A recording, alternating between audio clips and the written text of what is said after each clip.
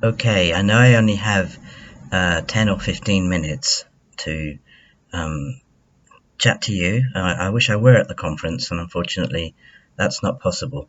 But I'm just going to share with you bits from my story as an autistic adult and discovering, in fact, I was a trans person, so that meant I was born female and grew up for many, many years as a woman.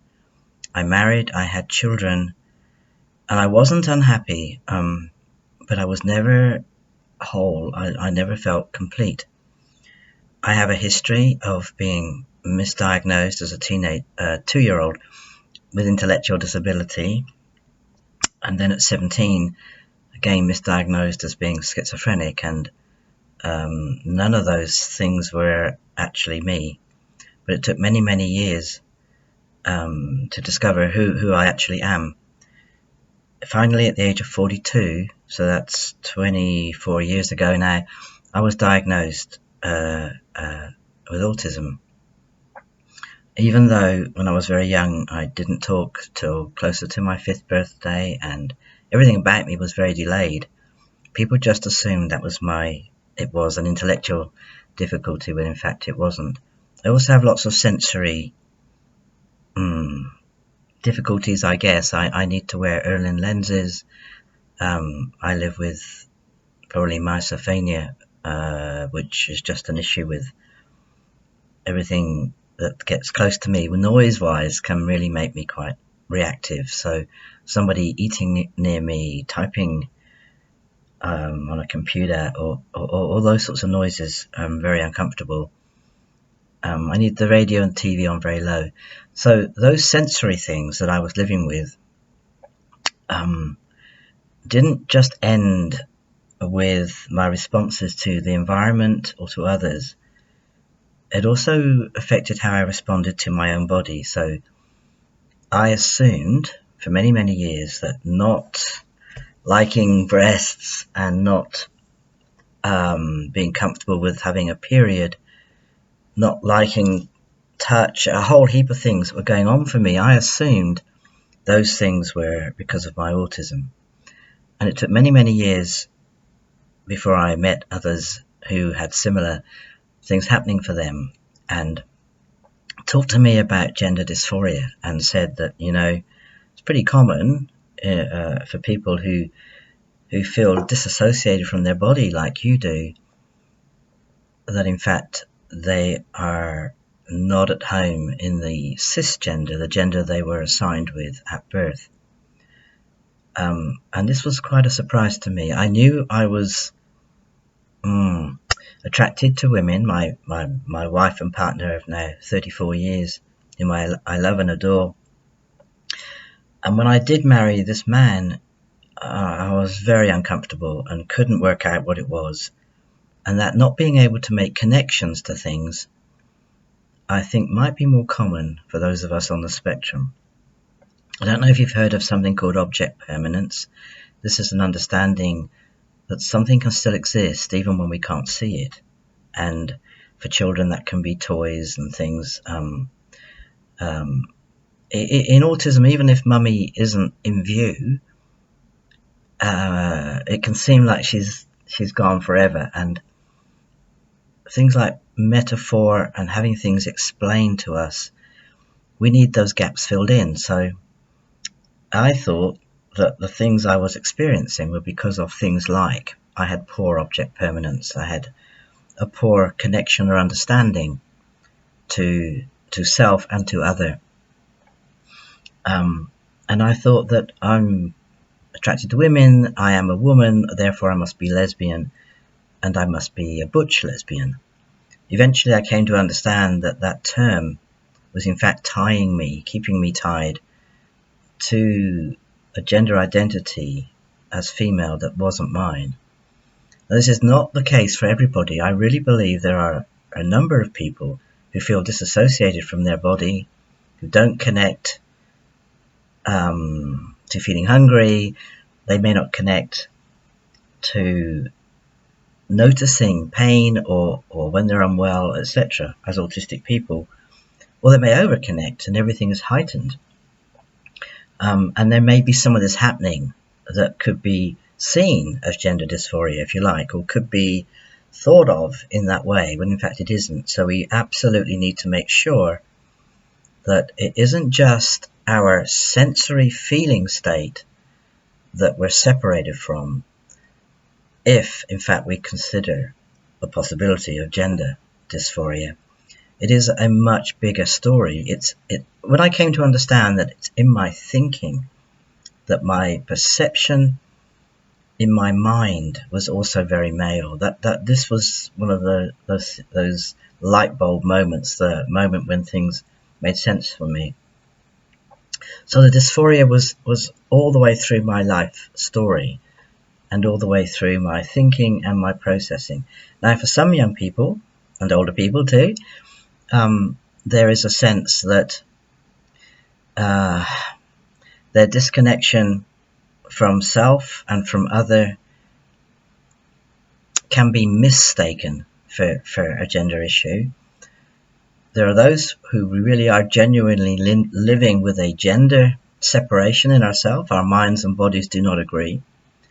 Then there are those who are very happily living as non-binary people. They don't really feel that they are male or female. And in fact, I think perhaps lots of females on the spectrum, because of a whole heap of reasons, maybe because of late diagnosis and they've had years of living and being socialized as girls and women, maybe because they don't have enough female role models and other women to relate to.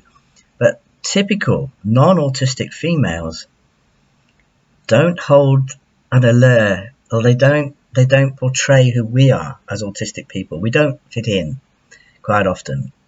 Autistic females, typical females, sometimes really just don't share the same thinking, processing styles, comfort zones or anything. And then of course you'll get autistic females like my two granddaughters, who are very girly and appear to be well at home, very much at home, amongst and with other girls. So everybody's story is different, but we certainly need to be listening when it comes to gender, because there is no one size fits all, that's for sure. And to be non-binary, not to feel at home in either gender, is absolutely fine. And this might be absolutely who you are, you're just you. And for many, many years, that was it. For me, I felt, well, I'm just me, and I must be middle sex. I must be somewhere else that isn't typically seen as male or female. And I lived like that for many, many years. I was 61 years old before I had my confirmed diagnostic assessment that said you are in fact living with gender dysphoria. This sense that my identity, my knowing and believing of who I am was male, but my body was saying I was female. So, I took steps to then change my body to conform to my gender identity. It's a lot easier. You can't currently change your brain. You certainly can change your body. In the UK, there are gender clinics for assessments. There are places we can go to obtain an understanding of what's happening for us. But this is hard in autism because, first of all, you've got to have a concept of who you are as a person. You've got to know what it is you're feeling. You've got to know what it is you're thinking. And this can take time. So we really do need to be patient with ourselves. I know some autistic young people who are very clear. They are not the body they were born into. I know others who haven't even given it any thought. They're just themselves. And sometimes they may be more boyish, sometimes they're more girlish, and that's just life for them. And then there are others who are very, very clear. They are the body they were born and fit all those stereotypes. And because everybody is so different, and because autism can complicate this issue, we need to make sure that we're checking in on those things that could be a factor that's impacting on our identity. Is it a sensory issue? Is it a body dysphoria that's more to do with autism, not gender? Or is it a way about beyond body and goes on into my thinking and how I relate when I'm at home in?